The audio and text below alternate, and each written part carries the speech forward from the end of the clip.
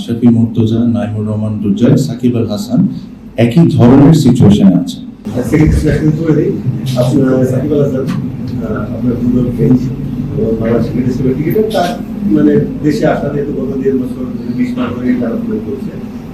Specific আপনার এই কারণে কিছু করার আছে কিনা বা কিছু করতে পারবেন না আপনার সিলেক্টেড হওয়ার আচ্ছা, প্রথমত ইন্ডিয়ান হাই কমিশন উনি এসেছিলেন, উনি এসে ক্রিকেটটাকে এনজয় করেছেন, আমরা অতিথিকের মধ্যেই ছিলাম।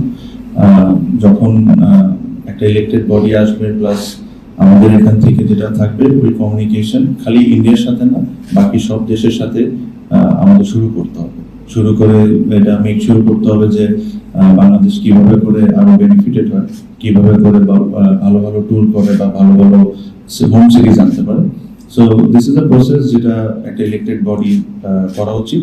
আর অনেকেই ইনভাইটই থাকে, অনেকেই আসে, আমাদের দায়িত্ব হলো তাদেরকে ভালোভাবে হোস্ট করা, খেলা নিয়ে কথা বলা। হ্যাঁ, সো এসবের মধ্যে ছিলাম। সেকেন্ডলি যে প্রশ্নটা করেছেন, আমি আমার পজিশন থেকে একটা জিনিস জাস্ট আপনাদেরকে অনুরোধ করতে চাই যে আমরা লাস্ট 1-1.5-2 বছর ধরে একজন পার্টিকুলার ক্রিকেটারকে নিয়েই, আমাদের যদি নাম বলতে হয় সাকিবকে নিয়েই আমরা কথা বলছি।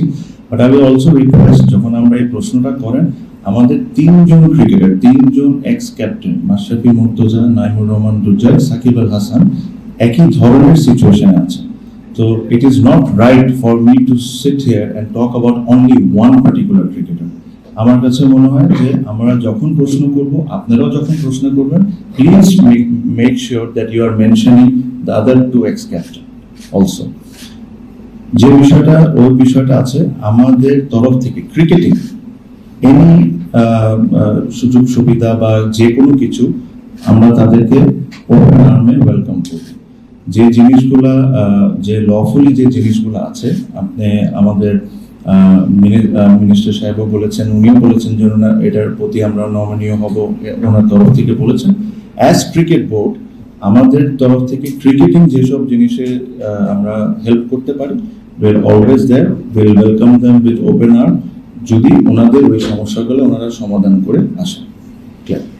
লাস্ট কোশ্চেন, আপনার ডেভেলপমেন্ট ডেভেলপমেন্ট দুই ধরনের হয়, একটা সাবজেক্ট ডেভেলপমেন্ট আর একটা মানে টেকসই ডেভেলপমেন্ট।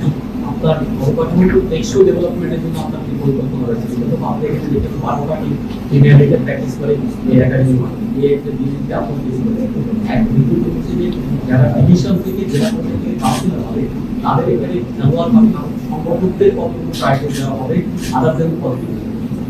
এটা তো সেকেন্ড কোয়েশ্চেন, এটা তো আমি ডিসাইড করতে পারি না, এটা যার দায়িত্ব সে এটা ডিসাইড করবে। এটা me sitting here can't answer that. Secondly যে জিনিসটা বলেছেন ভাইয়া, যে আই অ্যাবসলিউটলি এগ্রি, আমিও একজন সাপোর্টার যে আমরা বেসিকলি বিসিবির একটাই ফেসিলিটিস এখন আছে যেখানে সব প্র্যাকটিস হচ্ছে। এই জিনিস নিয়ে যখন একটা ইলেক্টেড বডি এসে যাবে, আমি বললাম যে আমার সময় খুবই কম, আই এম অনলি হিয়ার এখন আজকে হয়তো বা 20 দিন হয়েছে, খুব সম্ভব 20 দিন 22 দিন হয়েছে। সো যদি আমি ইলেক্টেড হই ইনশাল্লাহ, তো এটা নিয়ে আমার নিজস্ব একটা প্ল্যান আছে যে জিনিসটাকে কেমনে কি করতে হয়। আবার সেকেন্ড এটার সাথে আমি আরেকটা জিনিস আপনাকে অ্যাড করে দিতে চাই, যে আপনি যদি এখন বাংলাদেশের ক্রিকেটিং সিস্টেমটা দেখেন, বাংলাদেশের কিন্তু ক্রিকেট প্লেয়াররা প্রডিউস করছে হলো একাডেমিসগুলো, দিস প্রাইভেট একাডেমিস। হ্যাঁ, তারাও যেরকম সার্ভাইভ করে, এটাও কিন্তু আমাদের একটা দায়িত্বের মধ্যে পড়ে। সো ওই কারণে যে প্রথম স্টেপটা আমরা যেটা নিয়েছি, আমরা 6টা মাঠে খেলা দিচ্ছি। যখন আমরা বসুন্ধরা, ক্রিকেটার্স একাডেমি, পিকেএসপি, ইউল্যাব, হ্যাঁ, এইসব মাঠে যখন আমরা খেলা দিচ্ছি, আমরা উই আর পেইং রেন্ট। ওই রেন্ট দিয়ে কিন্তু তারা তাদের রেভিনিউ জেনারেট করছে। আমার একটা ব্যক্তিগত ইচ্ছা আছে যে এইচপি নিয়ে আমরা পরবর্তীতে আমরা বসবো। এইচপি নিয়ে যে আমরা কি করি, আন্ডার 19, আন্ডার 17, আন্ডার 15 আমরা সব জায়গায় এক জায়গায় ঢুকে দিই, বা বিকেএসপিতে আমরা চলে যাই। আমার কথা হলো যে এই যে প্রাইভেট একাডেমিসগুলো আছে, এদের কিন্তু থাকারও ব্যবস্থা আছে, মাঠও আছে, সব আছে। আন্ডার 15 ক্যাম্প ক্রিকেটার্স একাডেমিতে হতেই পারে, বা আন্ডার 17 ক্যাম্প পিকেএসপিতে হতেই পারে। আমরা তো ভাড়া দিয়েই করি, আমরা যখন বিকেএসপিতে এই ক্যাম্পগুলো রান করি, আমরা কিন্তু বিপে। সো ওয়াই নট আমরা এখানে এদেরকেও সাপোর্ট করি। সো ডাইরেক্টলি ইনডাইরেক্টলি এই প্রাইভেট একাডেমিজ গুলাকে বিসিবি সাপোর্ট করা শুরু করতে হবে, and this was the first step যে আমি চেয়েছিলাম যে এদের মাঠেও খেলা হোক, বিকজ হয়তোবা উইকেট ভালো না হইতে পারে এই সিজনে, খেলাটা হওয়াটা ইম্পর্টেন্ট বেশি ছিল আমার জন্য, উইকেটের কথা চিন্তা করাচ্ছে। আজকে যখন এখানে একটা ফার্স্ট ক্লাস টুর্নামেন্ট হবে বা লিস্টে ম্যাচ হবে, অটোমেটিকলি ওই একাডেমিজ গুলাই কিন্তু বেটার করা শুরু করবে নিজেদের facilities. So that's how you help each other. So এটাই আমার প্ল্যান। আমি আশা করি যখন আমি যদি আমি একটা লম্বা সময়ের জন্য এখানে থাকতে পারি, আমার নিজের স্বপ্ন আছে, আমি ওই স্বপ্নগুলা কেমনে বাস্তবায়ন করতে পারি ওটা নিয়ে কাজ করবো তখন।